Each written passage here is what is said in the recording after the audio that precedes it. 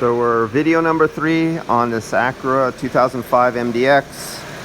So after not being able to locate the leak, other than the area of the leak, and that a refrigerant leak detector fails at finding the leak because the leak with refrigerant in the system, it doesn't leak after it's been operated.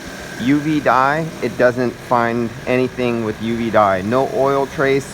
Using the soapy bubbles, where is my big blue? I already took it back to the vehicle.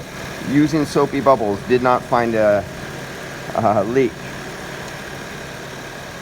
This is video number 3. I gave it a preliminary charge with refrigerant, not accurately, because I thought I was going to find a leak, because the leak was so big and I can hear it so easily down in the area with the ultrasonic leak detector. And it bled down from 175 psi down to 146 psi within 10 or 15 minutes. It was a really large, obvious leak, but yet I couldn't find it. Oh, and I had the little bore scope, so I could stick up the mirror with the little bore scope magnifying lens and get up into little nooks and crannies and behind the compressor and everywhere you can't see with your eyes. Still could not find a leak. When I recovered it and I changed the valve course, there's the valve course right there. I changed the valve course.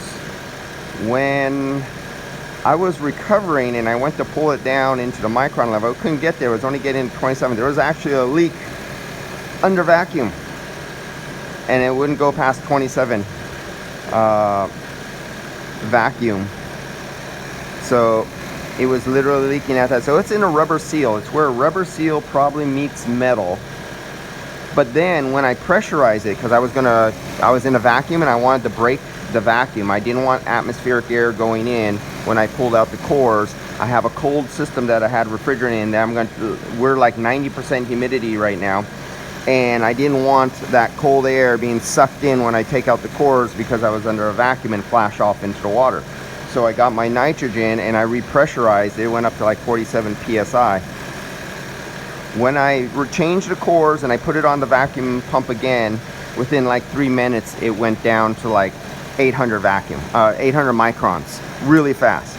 So after repressurizing it, I made something move, I disturbed something, I seeded it with the film of the oil and whatever rubber material it is, and next to metal or rubber to rubber or metal to metal, it sealed again and was able to draw a perfect vacuum. So this is one of those more difficult leaks. That's why I have it filled up right now, and we're telling the customer to take it. As you can see, I have all the doors and windows open and everything like that. I have it on fresh air to take this nice warm hot air off the hot engine, the radiator and everything. I'm trying to load the evaporator because it's cold outside. It's only 66 degrees outside now. It's a little warmer in the shop. Video number 1, I was outside and it was cooler and it was misting and it was starting to rain a little bit. Now I'm inside. So it's a little warmer, and I got the heat of the engine in here, warming up in here from the other cars. So now, remember, it was going down to like 32 degrees in the rear. The front was even going down into the 30s when you leave it on long enough. But right now, I'm trying to load it, keep it at a steady state. And you can see our actual subcooling, our superheat.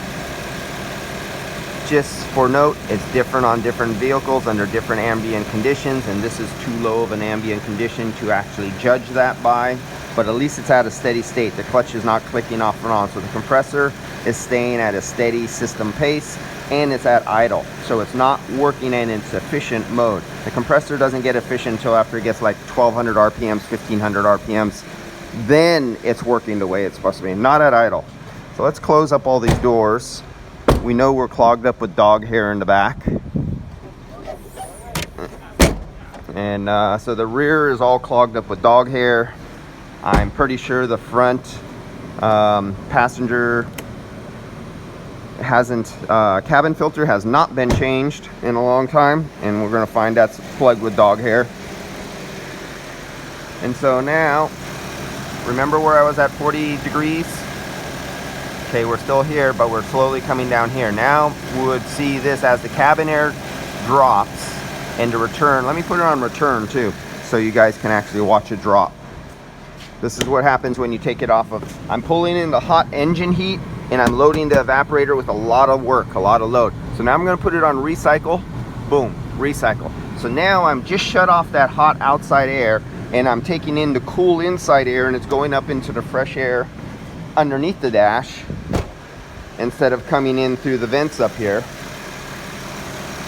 Now we'll see the front air temperature start to drop, and I'm using the return temperature sensor, and I stuck it in the rear vent for the rear evaporator, and we'll see that. So we'll see these both slowly go down.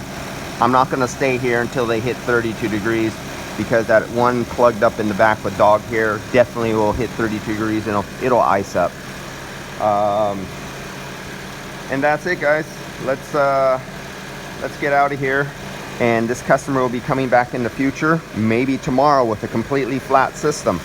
And hopefully the die gives up its ghost and lets us know what fitting or what item. And there, we just satisfied. The clutch went off, the fans went off. We just met minimum temperature and it just cycled down. All right, guys, see you on the next one.